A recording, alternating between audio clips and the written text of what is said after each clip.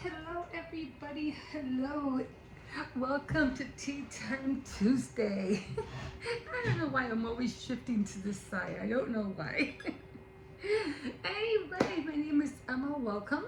This is your first time here. I usually just talk about an update of a book that I'm reading, and of course I share with you the tea that I'm drinking. Right now I won't be eating anything because I just had a big breakfast.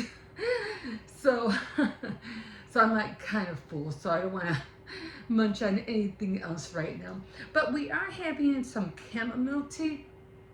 It's just when it gets when the water gets into there, it turns yellow. Unlike the true blueberry, it turns kind of like reddish blue, and unlike the raspberry, it's usually red, and then your typical a tangerine orange or something, it turns orange or it looks orange.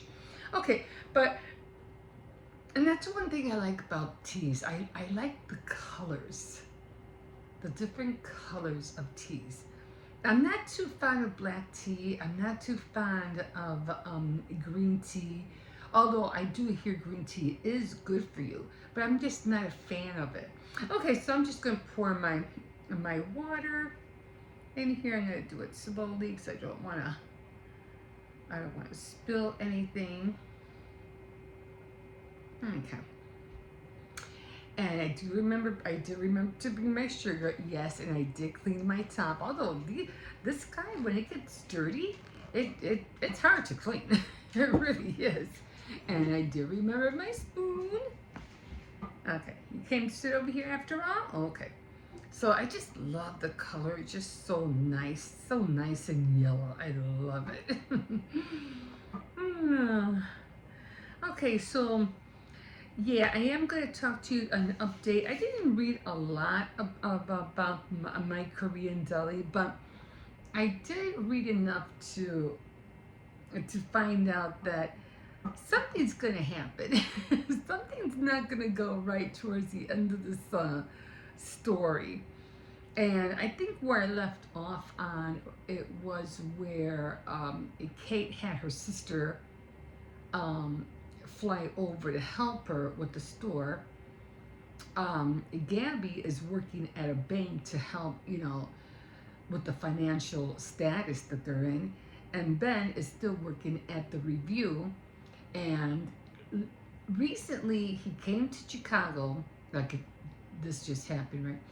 He goes to Chicago and he goes to a book reading event, and he's trying to sell, well, his boss George is trying to get him to pick up subscriptions, because as far as the Review is going, it's not going anywhere. It seems to be stifled, and they need they need money to come in. And plus, the last interview that they had with somebody, it didn't happen, and they were going to lose a lot of money, and that was freaking George out. So it was like a mishap that happened there. So, and he's just scared that it might happen again. So Ben is trying to, to do two things. He's trying to run a deli, and he's trying to hang on to the Review. Now, if it was just Ben, he wouldn't want to even do the deli.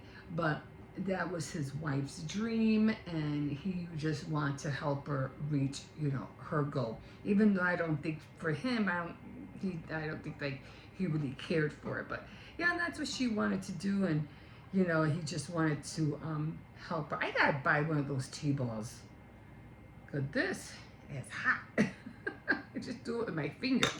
It's hot. Okay, so that's where we're at right now, and so I'm gonna get to that in a second. I always do like to drink my tea when it's just nice and hot. I mean, before I used to use the other one. I used to take it all the way to the bedroom, or my area, and then by the time I drink it, it was already warm. And I'm like, no, I want my tea to be hot. And this is gonna be nice soothing, because I like my, just want a soothing sensation right now. because I think I ate too much. And yeah, chamomile is a good. It's a good like medicine for to make your stomach feel better. So let's take a sip of this. I really do like the taste of chamomile tea. Okay, so let me move this up a little bit and move this up a little bit. So I'm going to get to reading about what more I read on my Korean deli. Just let me clean these glasses real quick. And I do always like underline. I used to write everything out, but I say, you know what? I think, I just write everything out. But I say, no, I'll just underline it.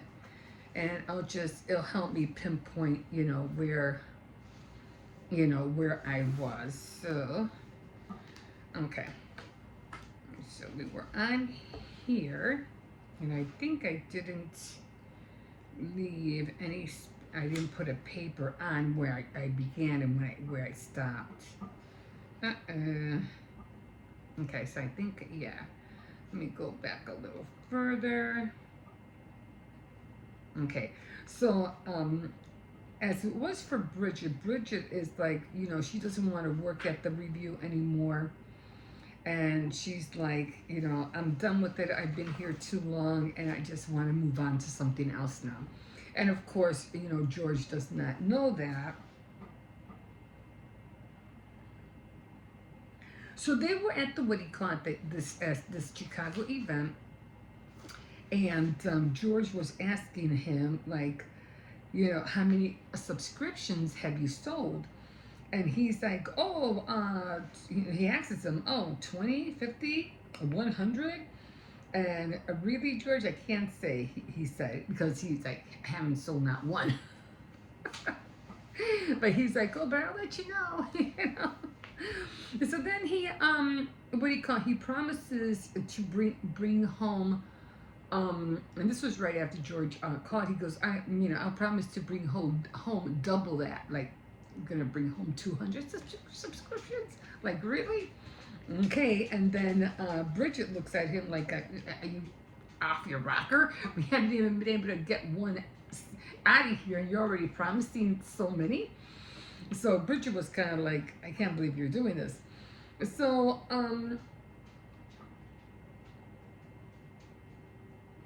so they, ever since they got to the event, they were really struggling, trying to, nobody was coming to their table. They're not saying anything, they're just waiting for people to come up, like usually everybody does at those kind of venues. You just hope somebody comes up and looks at yourself and say, okay, I'll take 2 or I'll take 3, but that doesn't happen. So he was like, okay, like, this is getting crazy. We just can't be sitting here all day. No one's communicating. We're not communicating with them. So he said, you know what? If and when you want to sell something, you have to sell. You have to sell. So get up and sell. So that's what he did. So he ends up thinking about selling, of course, is the most people don't need this much persuading.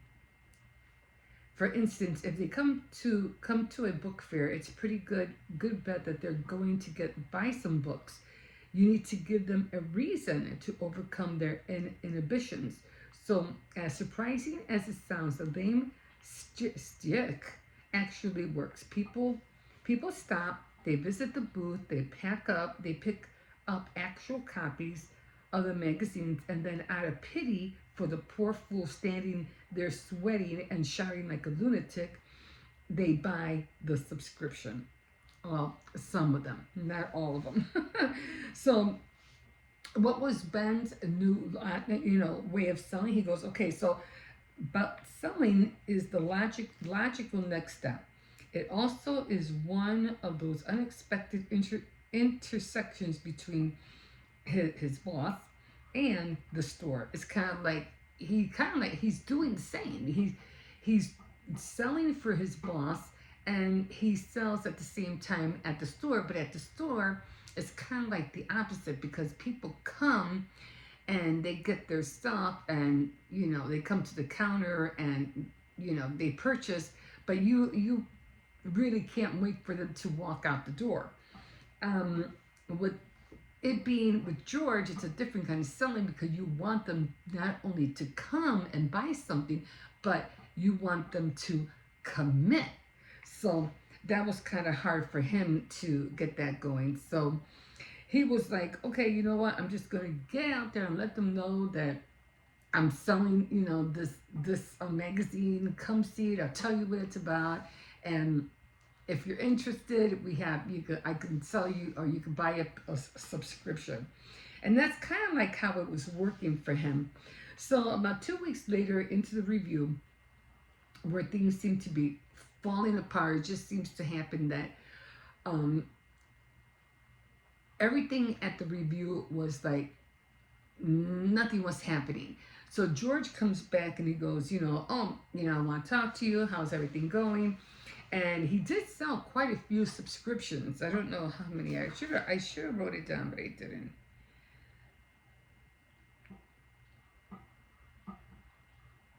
Oh, okay. But by the end of the day, Bridget and I have sold over 50 subscriptions, for far more than we expected. Having barely broken even with our expenses, we hardly what you would call a raging success. So at least he did, sell the 50. But yeah, they wanted to sell more, but I guess that was their cap. So he comes and, George is asking about, the, what do you call it?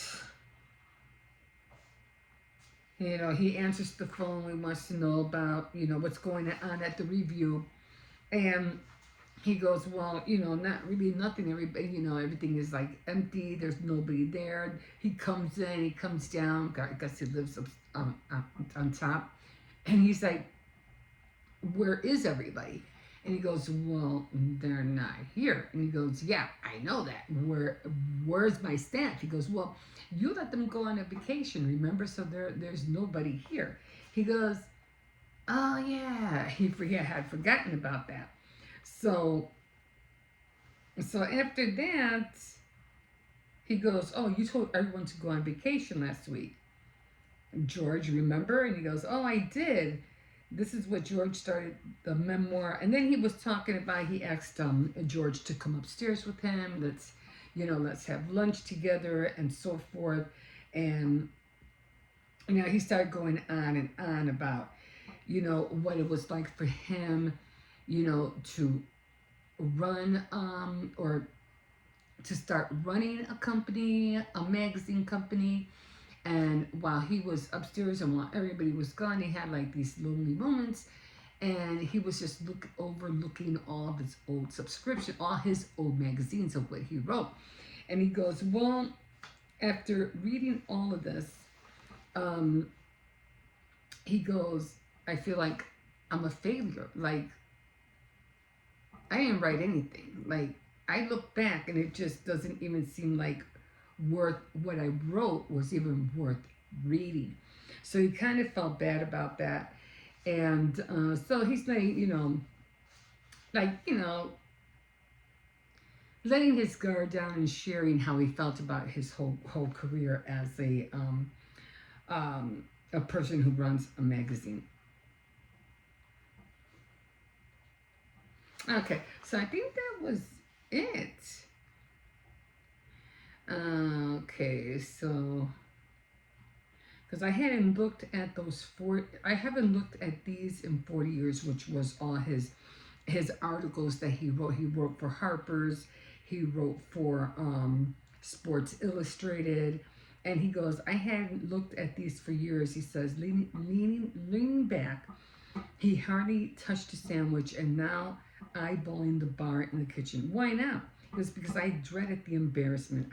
I was terrified that if I looked back, I'd be forced to admit that I can't write at all, that I'm a fraud.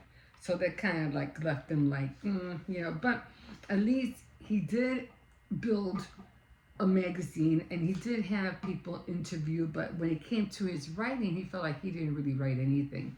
So at the end of the whole lunch thing, he ends up getting phone calls, and you know how it is when you're busy. All of a sudden you start talking about stuff, and you're chilling out. You're letting maybe your woes out to somebody, and then all of a sudden, because you are a busy person, you get phone calls left and right. He picks up the phone, he just starts talking, it totally ignores Ben, like, and Ben saw it like a cue, like, sneak out of there while you can, so he's kind of like took it at like a cue, and he did leave. So not really much after that.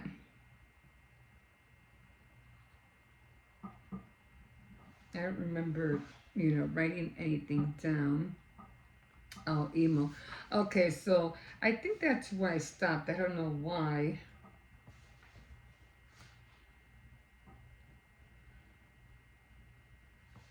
I probably didn't see anything that was really, worth underlining. But I'll read this again. So I did stop at,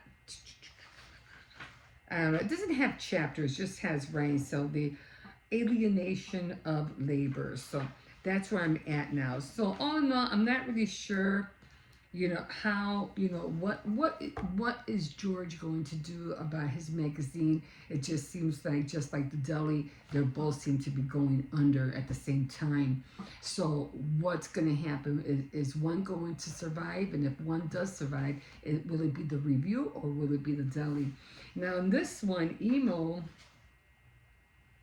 the sister, is already in town. I just saw her name. And she supposed to be helping Kate to, what do you call it, to help the store. Okay. So that's where we're at with that. So I'm gonna try to continue reading a little bit more, but I can't wait to see what actually is going to happen. We're there so far.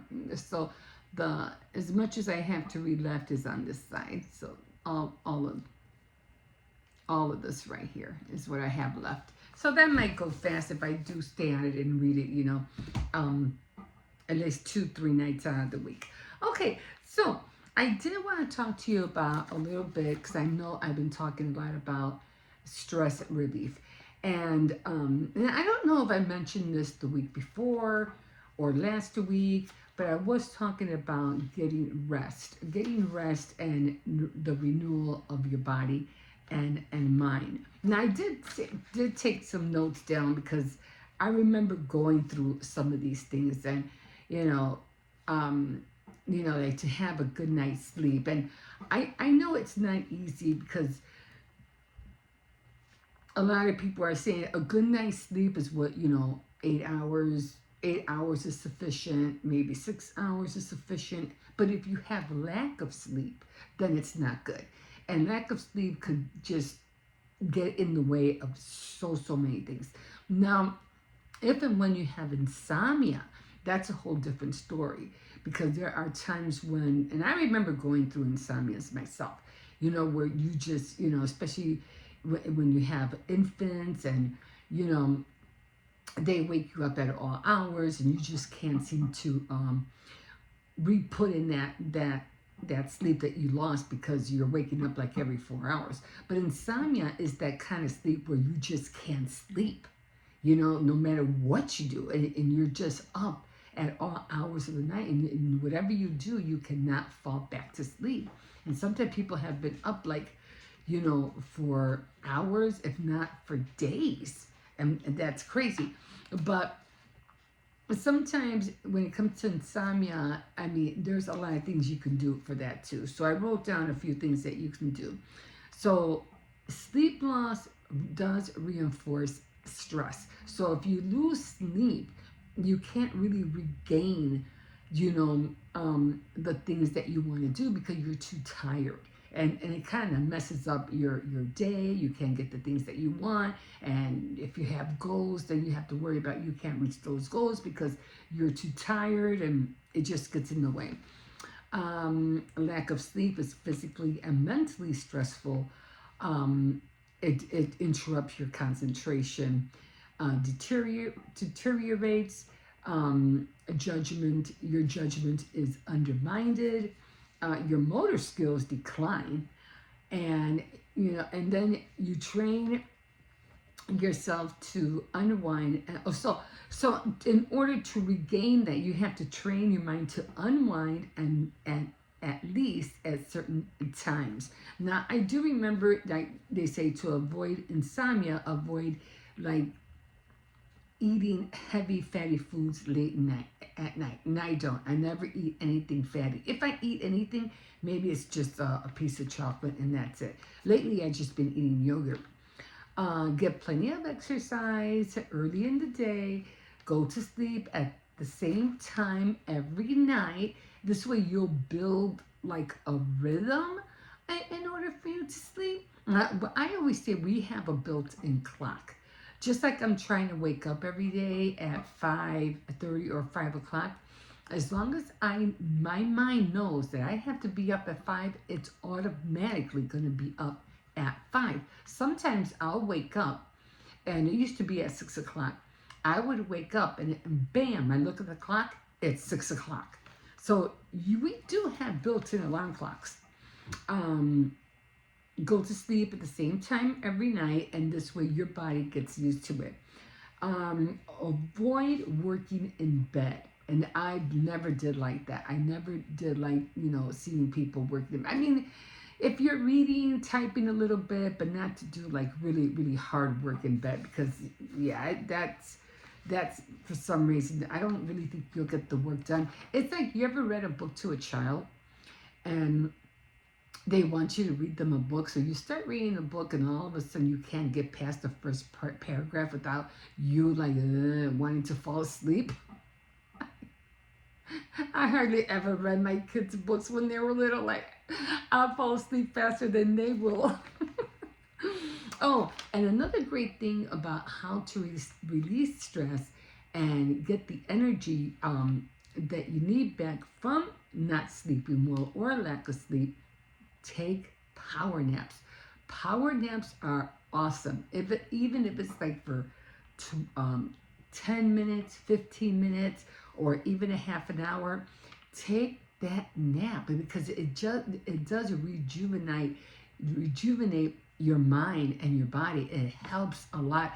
I can take a little nap like for 15 minutes or so and just close my eyes for a little bit, and that little bit, when I get up and there's something that has to be done, all of a sudden I'm awake and I'm like the energy bunny, just going on doing this, doing that. Like I'm doing it. But that little bit of rest that I took helped a lot. So power naps are really, really good. Like short doses of sleep for your body can give you temporary relief, but it can also give you fatigue. Now, the other thing about those is that you can count on sleep aids, but I wouldn't take sleep aids if you're trying to rejuvenate your lack of sleep, because those things could make you more drowsy and they can make you more tired, and you're trying to escape that, not get into it. You know what I mean? And again, and if you can't seem to get that sleep because the kids are keeping you up, whatever, I understand they're infants and they're going to wake you up at all hours. But if you have already grown little kids who are like, 7, 6 years old, put those little guys to bed early. Put them to bed early. You'll be surprised how they'll knock out. And wake them up early. Don't let them sleep late. Don't let them sleep until 12, 1 o'clock in the morning. No. Put them to sleep early. I mean, the earliest I would say would be maybe in this generation would probably be like 9 o'clock. 8 o'clock, I think it's too early. Only because everybody is doing things up at that time, But I think at 9 o'clock is a good time, or 10, and that's it. 10 has to be the latest. On the weekend, if they're a little bit older, maybe 11. But that's it. You have to put them to bed because you need your sleep too, especially if you're waking up early in the morning. You got to get in bed too. And I know they want to stay up, they want to play on their, switches or tablets or whatever. That's fine. But what about you? Do you really have that time to sleep that late? No, you don't, because you still have to get up early. So no, put them to bed early. You'll, believe me, you'll thank yourself in the morning. Oh, don't drink alcohol. Whatever you do, I mean, if you're trying to get into rejuvenate your strength or whatever, drinking alcohol, because I know, like, if you drink a little bit of wine or you drink a little bit of rum, it'll make you drowsy, it'll put you to sleep. But when you wake up in the morning, you're feeling like sluggish, and you don't want to do it. You can barely get up. It makes you feel sluggish, and that's a terrible feeling. Or if you drink too much, you end up with a hangover, and then you'll be sick for the whole day. No, not a good idea. So stay away from alcohol if you really want to get some sleep. I'm not saying don't treat yourself once in a while if you feel you have to, but don't do it on a night that you know that you have to get up the next morning. Okay. Let's see. Don't want to. Yeah, because if you do, again, it defeats the purpose of having a good night rest. So you don't, and you won't feel, like I said, you won't feel energized at all. Okay, guys, so that's all I have for you for today about stress. So yeah, get that sleep. It's really, really important. I know a lot of people want to binge watch movies, and they want to, stay up with their friends and stuff like that, especially if you're going out, but you have to remember, if you have a job to do, can you really afford to do that? Again, pick a night where you have the next day off, or you have the next day free, and you don't have to do anything. This way you won't feel guilty if your work wasn't done or you didn't get up. And that just adds to your stress too, because then you're gonna feel guilty because things that you should have done and didn't do. Okay, so there's one more thing that I wanted to talk to you about. And that was about the things that I like to make. And I do have a craft board, and this craft board helps me be accountable for the things that I want to do. And I'm pretty sure I've shown it to you, or you've seen it at one point or another in my videos. And I made this board like 30 decades ago. I don't even know how long. No, I say about a decade ago I made this craft board, and I still have it. And I have a lot of things that I like to do, bake, sew, paper crafts, card making, things like jewelry. And I'm trying to stay true to it this year. And my grandson is always saying, when are you going to stick to that thing? Like, when are you going to do it? You have, and you say, but you never do it. Talk about feeling like, yeah, but I mean to. But I'm like, no, I have to do this now. It doesn't serve any purpose for it to just be hanging on my wall, and I'm not doing anything with it. So I was like, this year I got to stick to it. So yesterday was card making day. And I was like, because it was the first of the month, so I switched everything. I switched the calendar and everything. I said, oh, okay, today's card making day.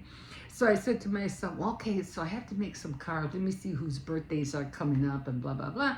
So I said, okay, so I have to make 4 cards because I have 4 birthdays in April. And I said, well, what am I going to make them out of? What am I going to put? Should I start getting some stencils out? Should I start getting some rubber stamps out? Should I get the clear stamps out? I'm thinking about all these things. What am I going to do to make 4 cards, for today or yesterday? And I said, well, let me see what we have. And I said, well, let me get my card. My card. It was a 50-cent ensemble of cards, and 2 cards and envelopes. So it came with the envelope, and it also came with, let me see, with the card. Now they're all plain, okay? And I like this kind of setup, I really do. Because I had made myself like, okay, you're gonna make a card every day, but I never really stuck to it. So as you can see, it's kind of like already, you know, used because I opening, closing, the flap finally came off. So I said, okay, what am I gonna do? So when I was looking through it, I said, oh my God, I already have 2 cards made, and I didn't know that. And I was like, okay. So, and then I'm trying to think, okay, so I said, oh, I have 2 cards made already. So these were 2 of them that I made last year. And I said, oh my God, what did I use to make these cards? I'm trying to think. And they look so cute. Don't they look cute? And I said, oh my God, what did I use? And I go, oh, I remember what I used. I used the Happy Planners. And I know you probably have like a hoarder of these. If you're a hoarder, I'm pretty sure you have like hundreds of these, right? So I remember I had quite a few of them that I have bought. And I said, well, let me get the Happy Planner and let me see how I can make cards out of them. So, and that's exactly what I did. So I used these, and I have like maybe, I have 5 or 6 of them, different ones, you know, for wellness, for working out, I usually stick to the holiday ones because you get summer, spring, fall, and Christmas. So I ended up making all they are stickers. That's all they are. And these were the 2 new ones I made yesterday. They're all stickers. And then this one right here, it says happy birthday to you. And then inside this one, it says happy birthday. So I was like, and I did these within, I'd say I did them within maybe an hour or maybe less. It was really quick to do. And bam, I was done with 2 cards. And I didn't have to use stencils. I didn't have to use rubber stamps or my clear stamps. Quick and easy cards to make. So then I said, okay, so how else can I make, you know, these cards? And I was so glad that I already had two of them already done. I think these also have happy birthday inside. I can get it open. No, this one doesn't have anything. I know one of these, yeah, and this one does have happy birthday. And I try to keep them all color coordinated. So all these are done. So remember I said I needed 4 cards for April? Here they are, all 4 cards for April. I was like, holy cow, I actually have 4 cards for April.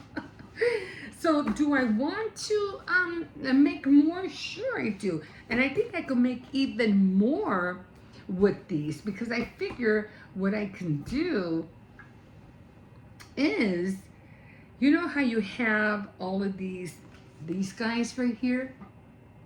I figure you can put these and make them like in a circle, however what size your, what do you call it, are, and make like a ring around, maybe not these, maybe some smaller ones. Let me see. They have so many. I think I've seen smaller ones.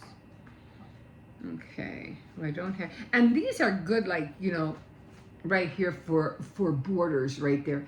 But I know there's some other ones where I have arrows. Anyway, you'll get the concept. Let me show you again. Was it this one? Yeah, so you'll get the concept. They're smaller ones, they're smaller arrows, and you can put them like, make them look like a sun or a flower, and then you could put in the center like one of these things in the center and have like a saying inside. So you can utilize all these little tabs. You could find a way to utilize all those little tabs. If it's just like on the corner or something, and you can always cut down, you can always cut these down, or make them look like little flags, and you can use these as borders. I mean, there's so many ways that you can make hundreds of cards just by using one of these guys. Like, really, exercise cards, get well cards, thinking of you cards. I mean, the only thing I would think of that you would have to try to look up is the sentiments. So the sentiments, you could always go on Pinterest or Google sentiments, and you could always write, something yourself. If it's for a brother or sister or a grandmother or mom, you can always find something. But to make cards really, really quick and easy with all that other stuff, bam, bam. So yeah, and I really do like how these cards came out. I think they're really cute. So I'll be definitely be making more. So yesterday was card making day. Today is sewing day, and I already got started because I am making the what is that called? The cozy bowl warmers. So I'm gonna be making more of those throughout the summer. And of course, I'll be knitting and crocheting because I definitely want to get started on making the scarves that I had mentioned, and then I definitely want to finish my blanket that I started about. What was it? In November? September? I think it was in September, right? And I still haven't finished it, but I'm getting there. I mean, it's getting pretty wide and long, so I'm getting there. And yeah, so I just want to stay on top of it. I don't know. I think tomorrow sewing, but today was sewing. I think tomorrow is jewelry making. So again, I'm trying to stay true to my my crafts, even if it's just a small little pair of earrings. At least I'll be able to say yes, I did it, because I want those to be part of my work flow of what I do for during the day from my 9 to 3. It'll be part of my work, just like doing these videos is part of my work. Doing my crafts is part of my work. And then in the evening, I don't do crafts. Everything will be more into reading, research, and dealing with tech. So that's because I said sometimes it all depends what you're going to do. If you are going to do work at night, I mean, don't do it too late in the night. Like, try to do it before 9 o'clock, or before, like, by 8 or something, and then stop at 9, so that you can throw in a little workout, maybe have a little snack before you go to bed, and then call it a night. So that's my work schedule. It's from 9 to 3, and then my part-time job is from 4 to 9. So that's how I have. Is it from 4 to 9? 3:30? No, it's from 5 to 9. So it's 6, 7, 8, 9. So it's 10 hours a day that I work. Isn't that something? And I don't have to commute, and I don't have to travel anywhere.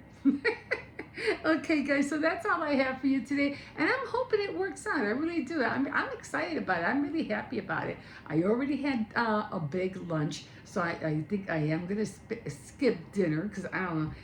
I'm not hungry at all. I've been eating a lot of rice, and I have to admit, the rice just fills me up so much that throughout the day, I'm like, I really don't care to eat anything else.